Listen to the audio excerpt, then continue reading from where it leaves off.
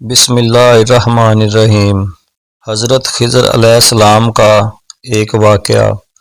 ایک مرتبہ حضرت خضر علیہ السلام دریا کے کنارے بیٹھے تھے۔ اتنے میں کسی سائل نے آ کر ان سے سوال کیا کہ میں آپ سے اللہ کے واسطے سوال کرتا ہوں، مجھے عنایت فرمائیے۔ یہ سن کر حضرت خضر علیہ السلام پر بے ہوشی طاری ہو گئی۔ جب کچھ ہوش ہوا تو فرمانے لگے، بھائی میں تو صرف اپنی جان اور مال کا مالک ہوں، تم نے مجھ سے اللہ کے واسطے سوال کیا ہے، لہٰذا میں اپنی جان اور ذات تمہارے حوالے کرتا ہوں، تم جس طرح چاہو اس کو استعمال میں لاؤ، بازار میں فروخت کر کے اس کی قیمت سے فائدہ اٹھاؤ۔ چنانچہ ساحل ان کو بازار لے گیا اور ایک شخص سائمہ بن ارقم کے ہاتھ ان کو فروخت کر دیا۔ یہ خریدار ان کو اپنے گھر لے گیا جس کی پشت پر اس کا ایک باغ تھا۔ چنانچہ سائمہ نے حضرت خضر علیہ السلام کو ایک کدال دے کر کہا کہ اس کے سامنے والے پہاڑ جو 3 مربع میل رقبہ میں واقع تھا، مٹی کاٹ کاٹ کر باغ میں ڈالتے رہیں، اور یہ حکم دے کر سائمہ اپنی کسی ضروریات سے کہیں چلا گیا اور حضرت خضر علیہ السلام اس پہاڑ سے مٹی کاٹ کاٹ کر باغ میں ڈالنے لگے۔ جب سائمہ واپس آیا تو اس نے گھر والوں سے دریافت کیا، تم نے غلام کو کھانا بھی کھلایا یا نہیں؟ گھر والوں نے جواب دیا کہ ہمیں معلوم نہیں غلام کہاں ہے۔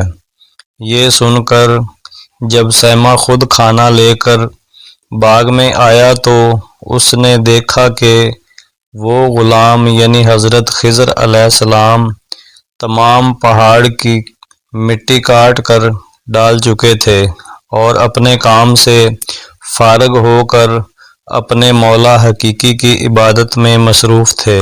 یہ دیکھ کر سائمہ کو بڑا تعجب ہوا اور اس نے دریافت کیا، یہ تو بتائیے کہ آپ کون ہیں؟ یہ بات سن کر حضرت خضر علیہ السلام پر کچھ بے ہوشی سی طاری ہو گئی، اور پھر افاقہ ہونے پر انہوں نے فرمایا کہ بھائی میں خضر ہوں۔ جس کو سن کر سائمہ کے ہوش اڑ گئے کہ تو نے یہ کیا کیا، ان کو غلام بنا کر ایسے کام پر لگایا، یہ تو انتہائی گستاخی ہوئی۔ پھر ہوش آنے پر سائمہ نے توبہ کی اور پروردگار سے عذر خواہی کے ساتھ حضرت خضر علیہ السلام کو آزاد کر دیا۔ جناب باری میں عرض کیا کہ اللہ العالمین مجھ سے اس کا مواخذہ نہ فرمائے کیونکہ میں ان کو جانتا نہیں تھا۔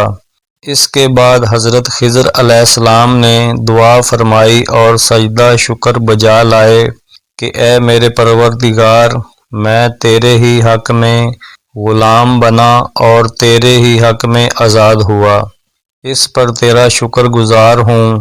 بعد ازاں واپسی کی اجازت لے کر جب دریا پر واپس آئے تو دیکھا ایک شخص کھڑا دعا مانگ رہا ہے کہ اے میرے رب، حضرت خضر علیہ السلام کو غلامی سے رہائی عطا فرما دے اور ان کی توبہ قبول فرما لے۔ حضرت خضر علیہ السلام نے یہ دیکھ کر اس شخص سے دریافت کیا کہ آخر تو کون ہے؟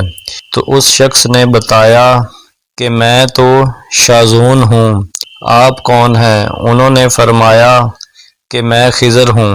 اس کے بعد شاذون نے کہا، اے خضر، تم نے اپنے لیے رہنے کا مکان بنا کر دنیا طلب کی ہے، کیونکہ حضرت خضر علیہ السلام کا دریا کے کنارے پر ایک عبادت خانہ تھا۔